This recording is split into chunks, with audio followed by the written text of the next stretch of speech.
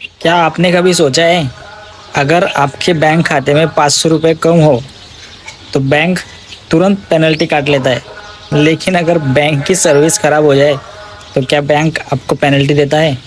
नहीं ना। तो फिर नियम हमेशा आम आदमी के लिए क्यों होते हैं? दोस्तों, कभी कभी मुझे लगता है कि इस देश में सबसे मुश्किल काम अमीर बनना नहीं है, सबसे मुश्किल काम एक आम आदमी बनकर जीना है।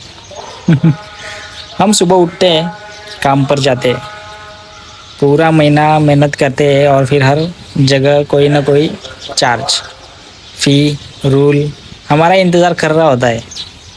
बैंक में अकाउंट खुलवाओ, कहा जाता है कि आपका पैसा सुरक्षित रहेगा, लेकिन अगर मिनिमम बैलेंस मेंटेन नहीं किया तो पेनल्टी, एटीएम ज़्यादा बार बार यूज़ किया तो चार्जेस, कुछ सर्विसेज चाहिए तो चार्जेस, मतलब पैसा आपका है लेकिन नियम किसी और के।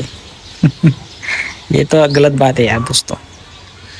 और सिर्फ बैंक ही नहीं, टेलीकॉम कंपनीज टेलीकॉम कंपनीज को भी देख लीजिए। आज भी ज़्यादातर रिचार्ज प्लान्स 28 दिन के होते हैं। ज़्यादातर मतलब ज़्यादातर नहीं, हर प्लान 28 दिन का ही होता है। अब ज़रा सोचिए, एक महीने 30 दिन या 31 दिन का होता है, लेकिन रिचार्ज सिर्फ 28 दिन का। मतलब साल में 12 रिचार्ज नहीं, 13 रिचार्ज करने पड़ते हैं। यानी बिना रिचार्ज की कीमत बढ़ाए आपसे एक एक्स्ट्रा रिचार्ज का पैसा ले लिया जाता है। वाह गुरु। और सबसे हैरानी की बात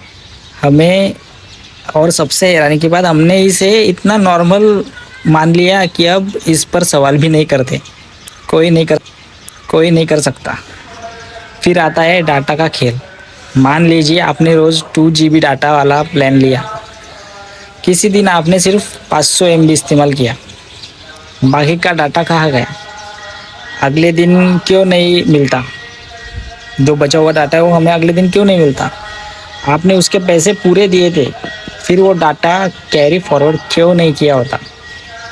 क्यों नहीं होता फॉरवर्ड? और अगर रिचार्ज ख़त्म होने से पहले आपके अकाउंट में डाटा बचा हुआ था तो रिचार्ज एक्सपायर ही होता है, तो रिचार्ज एक्सपायर होते ही वो भी ख़त्म हो जाता है। जिस चीज़ के पैसे आपने दिए उस पर आपका हक भी लिमिटेड टाइम तक ही है। फिर OTT सब्सक्रिप्शन को देख लीजिए। पूरा महीने का पैसा दे दो, चाहे एक दिन इस्तेमाल करो या पूरे महीने, पैसा उतना ही जाएगा। अब मैं ये नहीं कह रहा कि बैंक या टेलीकॉम कंपनीज गलत है, हर बिजनेस प्रॉफिट कमाने के लिए ही बनाया जाता है। लेकिन सवाल ये है, क्या आम आदमी को हर रूल समझ में आता है? क्या हम टर्म्स एंड कंडीशंस पढ़ते हैं? ज़्यादातर लोग नहीं पढ़ते, और शायद यही बड़ी समस्या है, क्योंकि आज भी दुनिया में नुकसान हमेशा उसी का होता है जो जानकारी नहीं रखता। सच्चाई ये है कि आम आदमी की सबसे बड़ी ताकत पैसा नहीं है, जानकारी है। जिस दिन लोग सवाल पूछना शुरू कर देंगे, जिस दिन लोग हर रिचार्ज और हर रूल को समझना शुरू कर देंगे, उस दिन बहुत सी चीज़ें बदल सकती है।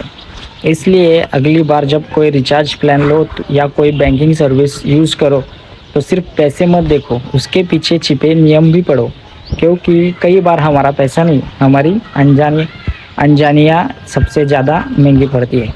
और अब मुझे बताइए, आपको सबसे ज़्यादा अनफेयर कौन सा रूल लगता है? बैंकिंग का, टेलीकॉम कंपनीज का, या फिर किसी और इंडस्ट्री का? कमेंट में ज़रूर बताना दोस्तों। Thank you.